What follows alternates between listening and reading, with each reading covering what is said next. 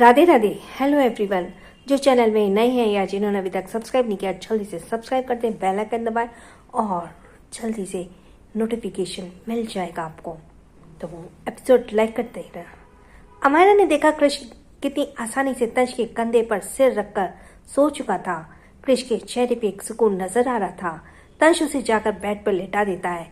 तंश ने कृष को ब्लैंकेट से ढक दिया और उसके किनारे साइड पर पिलो लगा दिया। त्रांश, अंश और तक्ष लगातार केवल तंश के चेहरे को ही देख रही थी, मगर तीनों शांत थे। तंश अब अपनी गहरी सांस लेकर अमायरा को देखने लगा। अमायरा का दिल फिर से धड़कने लगा। तंश अभी जब भी उसे इस तरह देखता था तो उसे लगता कि वह उसके अंदर सब कुछ देख पा रहा हो। अमायरा अपनी मुट्ठी कस के बंद कर लेती है, फिर अपने दिल को सख्त करते हुए उसे देखते हुए बोली, अब तुम यहाँ से जा सकते हो और दोबारा मेरी घर मत आना। तंश उसे इग्नोर करते हुए बेड पर बैठ गया। यह देखकर अमायरा गुस्से से अपने कमर पर हाथ रख लेती है, फिर उसे दरवाजे की तरफ इशारा करके बोली, जाओ यहाँ से, ये मेरा घर रूम है, तुम्हारी हिम्मत कैसी मेरे बेड पर बैठने की। मगर तंश ऐसे रिएक्ट करता है जैसे उसे कुछ सुनाई ना दे रहा हो और अमायरा पागलों की तरह चिल्ला रही थी। तक्ष अपने पैरों के बल चलते हुए तंश के पास आ गया। वह तंश के हाथ को पकड़कर लगातार उसे देख रहा था, जैसे जानने की कोशिश कर रहा वो कौन है। वो बिना पल के झपकाए तंश को देख रहा था, फिर धीरे धीरे करके तंश की शर्ट को पकड़ते हुए उसके ऊपर बैठ गया। तंश अपनी नजर झुकाकर उसे देखता है, वह गिर ना जाए इसलिए उसने तक्ष को एक हाथ से पकड़ लिया था। तक्ष अपने नन्हे से हाथों में तंश के गालों को छूते हुए अपने होठों को दबा लेता है और तंश के हैंडसम से चेहरे को लगातार देखने में बिजी था। यह देखकर अमायरा को जलन होने लगी। वह जल्दी जाती और तंश की गोद से लेते हुए उसे समझाकर बोली, क्या कर रहे हो, वो हैंडसम है, इसका मतलब ये नहीं तुम अपनी मॉम को भूल जाओ। ध्यान से देखो इस आदमी को, दोबारा इसकी गोद में मत जाना वरना यह तुम्हें किडनैप कर लेगा, फिर तुम्हें बहुत मारेगा। तक्ष अभी भी तंश को देख रहा था। यह देखकर अमायरा उसकी आंखों पर हाथ रख देती है और फिर डांटते बोली, कहा ना उसे मत देखो, सिर्फ मुझे देखो। लेकिन तक्ष बच्चा था, वह बार बार तंश को देख रहा था। तंश ने अपना अमायरा कितनी ज्यादा परेशान हो रही थी। वह एक हाथ अपने सर के पीछे रखती है, डेविल स्माइल करने लगा। अमायरा तक्ष को बेड पर बैठा देती है, फिर तंश के हाथ को पकड़ उसे खड़ा कर देती है और उसने जब देखा तंश उसे कितना लंबा है तो वो अपने दांतों को पीस लेती है। वह जल्दी से बेड पर चढ़ जाती है और उसके चेहरे को पकड़कर त्रांश, तक्ष और अंश को घूरते बोली, ध्यान से देखो इस आदमी को, दोबारा कभी इसकी गोद में गए तो मैं तुम लोगों से बात नहीं करूंगी और ना तुम लोगों से अपने पास सुलाऊंगी। वह आदमी किडनैपर है, अगर तुम लोग उसके हाथ आए तो वह तुम्हें बहुत मारेगा और तुम्हें खाना भी नहीं देगा। यही नहीं, वह गुस्से तुमसे भीख भी मंगवाएगा। क्या तुम लोग सड़कों पर कटोरा लेकर घूमते चाहते हो? अगर नहीं चाहते हो तो इस आदमी को बस इग्नोर करो। त्रांश, अंश और तक्ष तीनों कंफ्यूज में एक दूसरे को देखते हैं। उसके बाद अमायरा को देखने लगते हैं। अमायरा अपनी कमर पर हाथ रखकर तेज आवाज में बोली, क्या तुम लोगों को समझ आया? तीनों बच्चे अपनी बड़ी बड़ी आंखों से बस उसे देखने लगते हैं। अमायरा सेटिस्फाइड होकर बोली, मुझे लगता है तुम लोग समझ गए होंगे। उसके बाद वह तंश के हाथ को पकड़कर उसे जबरदस्ती रूम से बाहर लेकर आ जाती है, फिर उसे बाहर से दरवाजे की तरफ इशारा करके सीरियस होकर बोली, मेरे घर से जाओ, तुम मेरे घर में नहीं रह सकते। तंश उसे घूरता है, फिर उसे इग्नोर करते हुए उसके बगल से निकल गया। अमायरा खुश हो गई। वह अपने मन में सोचने लगी, वह मुझसे डर गया, ये भी बहुत अच्छी बात है कि ये मुझसे डर गया है। बेहतर होगा वह दोबारा कभी भी मेरे आसपास न भटके। मैं नहीं मानती इसे हस्बैंड, इतना छोटा सा तो ये खुद है, तो वह मेरा हस्बैंड कैसे हो सकता है। अमायरा के दिल में अभी तक जो डर था कि तंश उसके बच्चों को छीन लेगा, वह गायब हो चुका था। वह इस बात से खुश हो रही थी कि तंश उसे डरता है, लेकिन उसकी खुशी जल्दी गायब हो गई जब उसने देखा तंश बाहर जाने के बजाय किचन में जा रहा था। अमायरा उसके पीछे भागते हुए चिल्लाने लगी, मैंने कहा ना मेरे घर से जाओ, क्या कर रहे हो? लेकिन जब उसे याद आया कि तीनों बच्चे रूम में अकेले हैं तो वह भागते हुए गई और उसके चारों तरफ एक पिल्लो लगाते हुए समझा कर बोली, उठने की कोशिश मत करना, बिल्कुल नहीं, ठीक है। फिर वह भाग गई, लेकिन फिर वह जल्दी से रुक जाती है। उसने आसपास देखा, सारे टॉयज बच्चों के हाथों में पकड़ा दिए। उसके बाद वह रूम से बाहर निकल गई। किचन में जाकर उसने देखा तंश पानी पी रहा था। तंश ने अभी पानी पीकर फ्रिज को खोल रही था, तभी अमेरा जोर से चिल्लाते बोली, अभी जो तुमने पानी पिया ना वो पूरे 1000 लीटर था, इसके पैसे मुझे दोगे। तंश उसे घूर कर देखने लगा। उसके बाद बोतल को उसमें बस एक घूंटी पिया था। वह सोचने लगा, क्या सच में ये पानी 1000 लीटर था? यह उसकी लालची बीवी से लूट रही है। तंश अमेरा को इग्नोर करके फिर से एक घूंट और पानी पीता है तो अमेरा मुट्ठी बंद करते हुए बोली, तुमने पूरा 2 घूंट पानी पी लिया, इसके पैसे कौन देगा? तुमने क्या मेरे घर को अनाथालय समझ रखा है जहाँ पर आकर कुछ भी करोगे? तंश जैसे फ्रिज में बोतल को रखता है, अचानक उसकी नज़र फ्रिज में रखी पेस्ट्री पर पड़ती है। उसने जैसे पेस्ट्री को उठाया, अमेरा जोर से चीखते बोली, वो मेरी है, उसे हाथ भी मत लगाओ, पता है ना मैंने उसे पूरे 200 रुपये में खरीदी है और अभी तक टेस्ट भी नहीं किया है। उसके तंश के हाथ को पकड़ने से पहले तंश डेविल स्माइल करते हुए एक ही बार में सारी पेस्ट्री अपने मुंह में भर लेता है। अमेरा गुस्से में ही थी। वह अपने पंचों के बल खड़ी होकर उसके मुंह को खोलने की कोशिश करती है, मगर तंश की लंबाई के कारण वैसा कर नहीं पा रही थी। वह गुस्से से स्लैब पर बैठ जाती है और तंश के मुंह को जबरदस्ती खोलते हुए बोली, जल्दी से निकालो मेरी पेस्ट्री, मैं नहीं जानती, मुझे मेरी पेस्ट्री वापस चाहिए। मैं तुम्हारे खिलाफ पुलिस कंप्लेंट करूंगी। तुमने मेरे घर में चोरी की है, चुपचाप सारे पैसे निकालो वरना मैं तुम्हें जेल में डलवा दूंगी। अमेरा बहुत गुस्से में आ गई। उसने पैसे, प्रॉपर्टी और हैंडसम लड़कों के अलावा अपने खाने की चीज से बहुत प्यार था। तंश को यह बात अब बहुत अच्छे से पता थी। उसने जानबूझकर यह सब किया। अमेरा को इतने गुस्से में देखकर वह थोड़ा सा सेटिस्फाइड होकर अपने सिर को हिलाता है। उसके बाद थोड़ा सा पानी पीकर किचन से बाहर जाने लगा। अमेरा स्लैब के नीचे कूद गई और उसके पीछे भाग गई। तंश अपने बालों पर हाथ फेरते हुए दरवाजे के पास पहुंच गया। फिर अचानक वह पीछे मुड़कर ऊपर से नीचे तक अमेरा को देखते हुए सर्द आवाज में बोला, ग्रीडी वाइफी, मैं रात में तुम्हारे पास सोने आऊंगा, इसलिए रूम का डोर ओपन रखना। अमेरा शॉक्ड होकर अपनी जगह पर खड़ी रह गई। उसे समझ नहीं आ रहा था कि अगर सच में सामने खड़ा इंसान उसका हस्बैंड है तो क्या उसका दिमाग खराब हो गया था जो इस पागल से शादी कर ली। तंश जानबूझकर उसे गुस्से दिला रहा था। अमेरा ने देखा तंश फिर से उसके घर के बाहर रुक गया तो वो फिर उसके हाथ को पकड़कर बोली, तुमने अभी भी मेरी पेस्ट्री खाई है, मेरे घर का पानी पिया है, यहाँ तक कि मेरे घर काफ़ी देर तक रुके। जितने भी देर तक रुके हो उतने उसका किराया चाहिए। पेस्ट्री और पानी का मिलाकर टोटल 1 लाख हुए हैं, निकालो 1 लाख। तंश ने अमेरा को हाथ में दिखा। उसके हाथ में से गुस्सा दिखने के लिए वह नीचे झुका और उसके हाथों पर किस कर लिया। अमेरा जल्दी से अपने हाथों को पीछे करते हुए अपने कपड़ों से पोंछ लेती और अजीब मुंह बनाकर बोली, क्या कर रहे हो? उसे इग्नोर करते हुए तंश फिर से जाने लगा। अमेरा अपना पैर पटकते हुए बोली, तुमने फिर से मेरा फायदा उठाया और तुम पूरे 3 सेकंड तक अभी भी फिर से मेरे घर के बाहर रुके, इसलिए अब टोटल 2 लाख तुम्हें देना होगा। अगर शाम तक तुमने यह पैसा नहीं भिजवाए तो अगली समय मेरा वकील तुम्हारी बात करेगा। तंश अपने होठों को दबाए अपने विला की तरफ जा रहा था। उसका मूड बहुत अच्छा हो रहा था।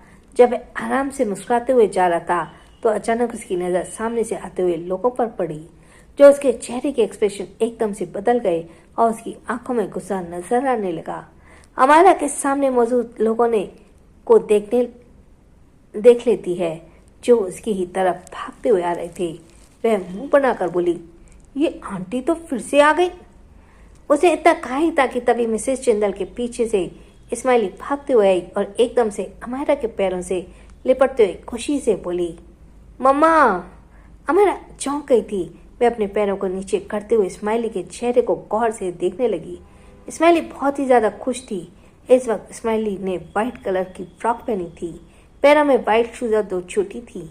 उसके चेहरे पर जो डिम्पल पड़ रहे थे वे उसे और भी ज्यादा क्यूट बना रहे थे।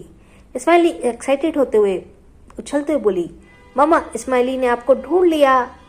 अमरा अभी उसे घूर ही रही थी, तभी मिसेस जिंदल उसके हाथों को पकड़ खुश होकर बोली, अम्मू, अब हम भी तुम्हारे साथ रहेंगे। तुम तो हमारे साथ नहीं रहना चाहती ना, इसलिए हमने डिसाइड किया कि हम तुम्हारे साथ रहेंगे। इतना कहते वो सामने इशारा करती हैं, जहां से 2 गार्ड स्माइली और मिसेस जिंदल के लगेज लेकर आ रहे थे। टोटल 4 बड़े बड़े बैग थे। हमारा तो अभी भी शॉक में बाहर नहीं निकली थी। तंश के एक्सप्रेशन एकदम से बदल गए। तंश आगे बढ़कर मिसेस जिंदल से कुछ कहने वाला था, तभी मिसेस जिंदल अमायरा के हाथ पकड़कर गिल्टी एक्सप्रेशन के साथ बोली, अम्मू, मुझे माफ कर दो। मैंने तुमसे जो भी कुछ उस दिन कहा था, पर प्लीज हमें अपने बारे में अपने घर में रहने दो। मैं तुम्हारी प्यारी सास हूँ और यह तुम्हारी बेटी है। देखो वह तुमसे मिलकर कितनी खुश है। हमारा बहुत ही गौर से स्माइली को देख रही थी। उसके दिल में अजीब सी फीलिंग आई, जैसे वह स्माइली को सच में जानती हो। वही अभी अपनी मुट्ठी बंद करती, कभी खोलती। फाइनली उसके स्माइली को छोटे से हाथ को पकड़ लिया। बहुत पतले थे। स्माइली को छूते उसे समझ नहीं आया क्यों, पर उसे अपना लगा। उसने दिल में अलग ही गर्मराहट आ गई। स्माइली और भी ज्यादा खुश हो गई, मगर फिर वह रोते बोली, मम्मा, आप कहाँ चली गई थी? स्माइली ने आपको बहुत याद किया। स्माइली को आपसे साथ रहना है। डैडी बहुत डांटते हैं। आपको पता है, उस दिन जब स्माइली ने आपको देखा था तो डैडी ने स्माइली को बहुत डांटा था। इतना कहकर वह तंश की तरफ इशारा करती है। अमायरा के दिल में जो दर्द होता है, अनजाने में उसकी आंखें भर आई, पर क्यों उसे भी पता नहीं था। स्माइली जल्दी से उसके गले लग जाती है। उसका रोना और भी ज्यादा बढ़ जाता है। हमारा धीरे धीरे उसे चुप कराने के लिए उसकी पीठ को सहलाती है। भले ही स्माइली उसे जानी पहचानी लग रही थी, मगर याददाश्त जाने के बाद वह स्माइली को भी एक्सेप्ट नहीं कर पा रही थी।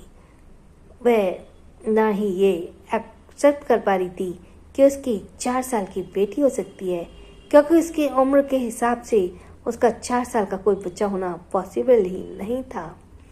वह तुरंत स्माइली को खुद से अलग करती है और अपने आंसू पोंछते हुए मुस्कुराकर प्यार से बोली, बेटा, तुम्हें मॉम के पास जाना चाहिए। मैं तुम्हारी मॉम नहीं हूँ। ये इम्पॉसिबल है। फिर वह सीरियस होकर खड़े होते हुए मिसेस जिंदल के आगे बोली, आंटी, आपको इस तरह बच्ची को इस्तेमाल नहीं करना चाहिए। मैं जानती हूँ आप लोग मेरे बेटे को मुझसे अलग करना चाहते हो, पर ऐसा कभी नहीं होगा। आप लोग इतनी हद तक नीचे नहीं गिर सकते कि एक बच्ची का इस्तेमाल कर रहे हैं। इसके बाद वह तंश को देखते हुए गुस्से से बोली, और तुम्हें शर्म नहीं आती? पहले तुम मेरे करीब आने की कोशिश करो, और जब नहीं हो पाया तो तुमने एक्टिंग करके लिए आंटी और इस बच्ची को बुला लिया। पता नहीं सच में ये मेरी सासू माँ है भी या नहीं, या फिर तुम्हें इन्हें भाड़े पर रखा है। मैं सच सच कह रही हूँ, अगर तुमने मुझे परेशान करने की कोशिश की तो मैं तुम्हारे खिलाफ पुलिस कंप्लेंट करूंगी कि तुम एक छोटी सी बच्ची को यूज कर रही हो। स्माइली जो रो रही थी अचानक हैरान हो गई।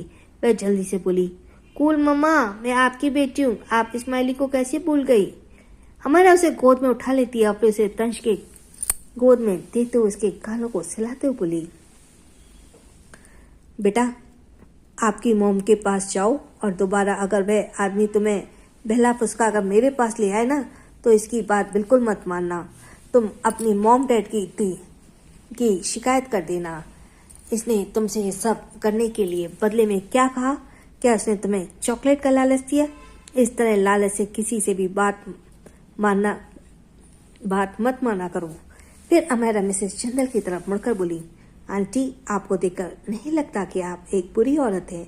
मुझे अच्छे से पता है, जरूर इस आदमी ने आपके पास भेजा होगा आपको मेरे पास। इसकी नीयत तो मुझे पहले से ही ठीक नहीं लगती। यह तंश हो या कोई और, मैं इसे अपना फायदा नहीं उठाने दूंगी और न ही किसी को भी अपनी याददाश्त आने का फायदा उठाने दूंगी। इतना कहते उसने किसी की बात नहीं सुनी और वह मुड़ी और अपने घर के अंदर जाकर दरवाजे को बंद कर लिया। सभी दरवाजे की तरफ देख रहे थे, फिर तंश डेविल स्माइल करते हुए स्माइली से बोला, ड्रामा खत्म हो गया, अब घर जाओ। फिर वह मिसेस जिंदल को देखते हुए उनका मजाक उड़ाते हुए रूठ होकर बोला, मुझे याद है आपने कहा था आप अपनी बहू के साथ रहेंगी, पर आपने तो घर के अंदर घुसने की ही नहीं दिया। उसके होठों पे एक मजाकिया मुस्कान फिर से आ गई। मिसेस जिंदल की स्माइल दोनों के गुस्से में उसे देखने लगे, पर मिसेस जिंदल निराश हो गई क्योंकि उन्हें लोगों के लड़ना नहीं आता था और न ही जवाब देना आता था। वे बहुत भोली थी, लेकिन स्माइली भोली नहीं थी। स्माइली ने अपने आंसू पोंछे गुस्से से तंश को देखते बोला, डैडी आप कुछ मत होइए, अगर मम्मा ने हमें नहीं जाने दिया तो आपको भी धक्के मारकर घर से बाहर निकाल दिया। हम बहुत खुश हैं, भले हम अंदर नहीं जा पाए पर आप भी अंदर नहीं जा पाए। मम्मा तो स्माइली से प्यार से बात करती है, पर आपसे तो वह भी नहीं करती। लेकिन स्माइली आज रात तक मम्मा के मां ना लेगी और इस घर में मम्मा के साथ जरूर रहेगी। इतना कहते ही वह कॉन्फिडेंस से अपनी मुट्ठी बना लेती है और तंश उसका छोटा सा शरीर देखकर डोमिनेटिंग आवाज में बोला, छोटी बच्ची सपने देखना बंद करो और घर वापस जाओ।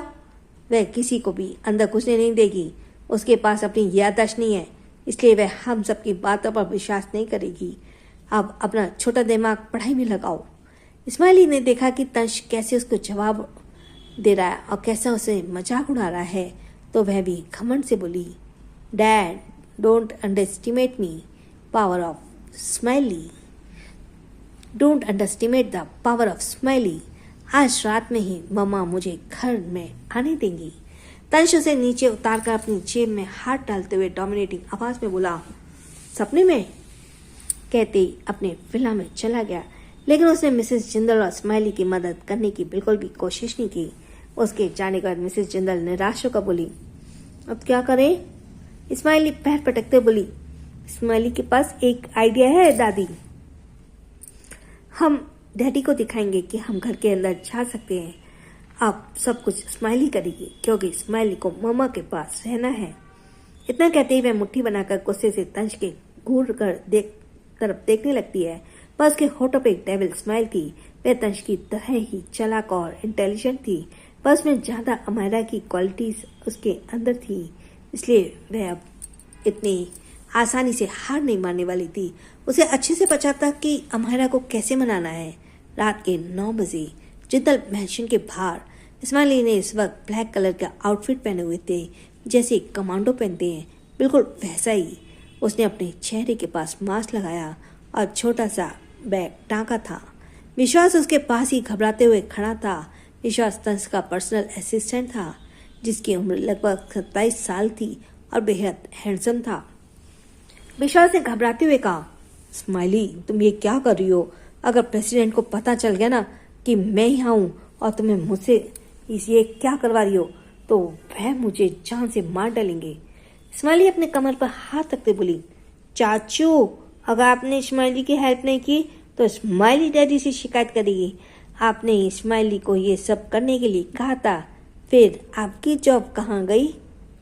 विश्वास घूरते हुए अपने मन में बोला, ये एक तरफ है प्रेसिडेंट, शैतान प्रेसिडेंट तो पूरे दिन मुझे परेशान करते हैं, खुद तो अपनी बीवी के पीछे पड़े हैं और मुझे अपनी कंपनी संभालनी पड़ रही है, मुझे पूरी कंपनी संभालनी पड़ रही है, और दूसरी तरफ उनकी वह शैतान बेटी जो मुझसे ऐसे काम करवा रही है। हे भगवान, एक चोरी और मैं एक छोटी बच्ची का साथ देने वाला हूँ। उसके तो माथे से ही सोचकर पसीने निकल गए। इसी मैंशन में एक रूम में एक लड़का जिसकी उम्र लगभग 27 साल की थी, आसपास हो रही उनके होठों पर भी एक डेविल स्माइल थी।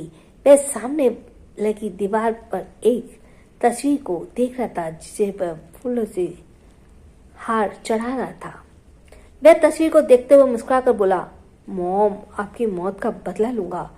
अब तंश ने आपको मार डाला और आपकी सारी प्रॉपर्टी को सील कर दिया। मैं भी इस जिंदल खानदान को खुश नहीं रहने दूंगा। जिंदल खानदान की सारी प्रॉपर्टी अपने नाम करके इस सब अगर मैं सड़कों पर भीख मंगवाने के काबिल ना कर दूं तो मेरा नाम भी यश जिंदल नहीं। इतना कहते ही वह हंसने लगा, मगर उसकी आंखों में नफरत साफ नजर आ रही थी। ये तंश के छोटे पापा का बेटा यश था। उसके बाद यश खिड़की के पास खड़े हुए थे। वाइन पीकर नफरत से आगे बोला, मैं तो भूल ही गया था जब तक तो सारी प्रॉपर्टी मेरे नाम हो गई होगी, क्योंकि मैंने कंपनी के पेपर्स के बीच एक और पेपर छुपा रखा था।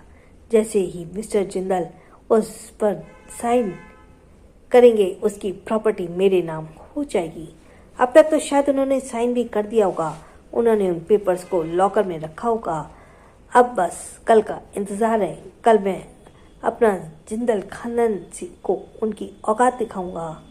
अब सब कुछ सिर्फ मेरा होगा। इतना कहकर वह फिर से सहलाने लगी और हंसने लगता है। और वहीं दूसरी तरफ इस्माइली स्टडी रूम के लॉकर के सामने खड़ी थी। विश्वास डरते हुए बाहर की तरफ देख रहा था, क्योंकि वह मिस्टर जिंदल का पर्सनल स्टडी रूम था। बिना उनके परमिशन के यहाँ कोई आना मना था। जो आता उसकी काफी कड़ी सजा मिलती थी। उसने मिस्टर जिंदल के चाबुक से मारा जाता था, क्योंकि आर्मी रहने के कारण मिस्टर जिंदल बहुत सख्त थे। विश्वास डरते हुए बोला, स्माइली जल्दी करो। स्माइली मुंह बनाकर बोली, आप इतना डरते क्यों हैं? दादू होंगे यहाँ आकर हमें नहीं पकड़ेंगे। स्माइली ने मिस्टर जिंदल को लॉकर को खोलते हुए देखा था। उसका दिमाग तेज था, इसलिए उसी वक्त उसे पासवर्ड याद हो गया था। उसे अच्छे से याद था कि उसे बस वह पेपर चाहिए था जो अपनी मॉम यानी अमायरा को बहुत पसंद था। स्माइली लॉकर को देखते बोली, अगर स्माइली मम्मा को ये पेपर देगी तो जरूर स्माइली के साथ जाएंगी, फिर डैडी को पता कट। यह कहकर वह पासवर्ड डालती है। अगले ही पल लॉकर खुल गया। स्माइली को समझ नहीं आ रहा था कि वह कौन से पेपर पर मिस्टर जिंदल के साइन थे, पर विश्वास को बुलाती है। विश्वास घबराते हुए सभी पेपर्स को अपने फोन के टॉर्च से देखता है। स्माइली उसे एक पेपर मिल जाता है। वह उसे स्माइली को देते हुए बोला, ये लो और किसी को मत बताना, यह पेपर मैंने बनवा कर लाया था। अब सब कुछ तुम और मिसेस जिंदल कर रही हैं, इसलिए उन सब के मुझे मत फंसाना, और साइन भी तुमने ही किया था। स्माइल खुश होकर उस पेपर को अपने बैग में रख लेती है और लॉकर वापस बंद करके अपने हाथ को ऊपर कर देती है। विश्वास जल्दी से उसे गोद में उठा लेता है और उसने बाहर से स्टडी रूम को वैसे ही बंद कर दिया जैसे बंद था। फिर बालकनी की तरफ जाकर वहां से नीचे कूद गया। उसके लिए नीचे कूदना बड़ी बात नहीं थी, क्योंकि उसने हर तरह की ट्रेनिंग ली थी। वह स्माइली को लेकर गार्डन एरिया की तरफ से बाहर कूद गया। फिर वह दूर खड़ी अपनी कार में बैठा हुआ स्माइली को लेकर चला गया। कुछ दूर में वह लोग अमायरा के घर के पास बाहर खड़े थे। स्माइली खुश होकर कार में बैठी और अपने हाथ में लिए पेपर को देखते बोली, मम्मा को प्रॉपर्टी बहुत पसंद है, स्माइली को भी पसंद है। जैसे ये पेपर मम्मा को दूंगी, मम्मा खुश हो जाएगी। फिर दादी और स्माइली यहाँ रहेंगे और हम डैडी को मम्मा के पास नहीं आने देंगे, क्योंकि डैडी ने मम्मा को मिलने के बारे में नहीं बताया और अकेले ही मम्मा के पास रहना चाहते थे। ये सब सुनकर विश्वास अपने मन में बोला, ये तो प्रेसिडेंट से भी ज्यादा खतरनाक है। प्रेसिडेंट को तो पता था हमारा भाभी को प्रॉपर्टी कितनी पसंद है, मगर उन्होंने इतना नहीं सोचा होगा जितना ये शैतान बच्ची सोच रही है। स्माइली धीरे से नीचे उतर जाती है। पीछे वाले दरवाजे से अंदर जाते विश्वास को उसकी हेल्प की थी। विश्वास ने कुछ ही देर में किचन की खिड़की को तोड़ दिया और स्माइली को अंदर छोड़कर खुद बाहर आ गया था, लेकिन वह काफी घबराया हुआ था। विश्वास जैसे बाहर आया, अचानक कोई उसके सामने आ गया। वह घबरा कर बोला, प्रेसिडेंट। तश पेड़ से टेक लगाकर एक्सप्रेशनलेस भाव से खड़ा था। उसके होठों के बीच सिगरेट दबी थी जो चल रही थी और धुआं निकल रहा था। वह दबंग तरीके से उसकी तरफ देखता तो विश्वास डरकर 2 कदम पीछे हो गया। तश एक एक कदम करके तरफ बढ़ने लगा। विश्वास डर के पीछे की तरफ जाने लगा। वह हड़बड़ा कर बोला, प्रेसिडेंट, मैंने कुछ नहीं किया। सब कुछ आपकी मॉम और आपकी बेटी ने किया है। उन्होंने मुझसे यह सब कुछ करवाया है। मैं सच कह रहा हूँ। उसे इतना डर लग रहा था कि उसे समझ नहीं आ रहा था कि वह क्या करे। तो फिर से बोला, प्रेसिडेंट मेरा यकीन रखिए, मिसेस जिंदल ने मेरे गले पर चाकू रख दिया था और कहा था कि अगर मैंने उसकी बात नहीं मानी तो वो मुझे मार देंगी। आपकी प्यारी बेटी ने मुझे ब्लैकमेल किया है। तंश अपने पैंट में खुंसी हुई गन निकालकर विश्वास के माथे पर रख देता है और विश्वास की पुलती बंद हो जाती है। तो क्या होगा? क्या इसको बचेगा? कौन? उसका असिस्टेंट विश्वास।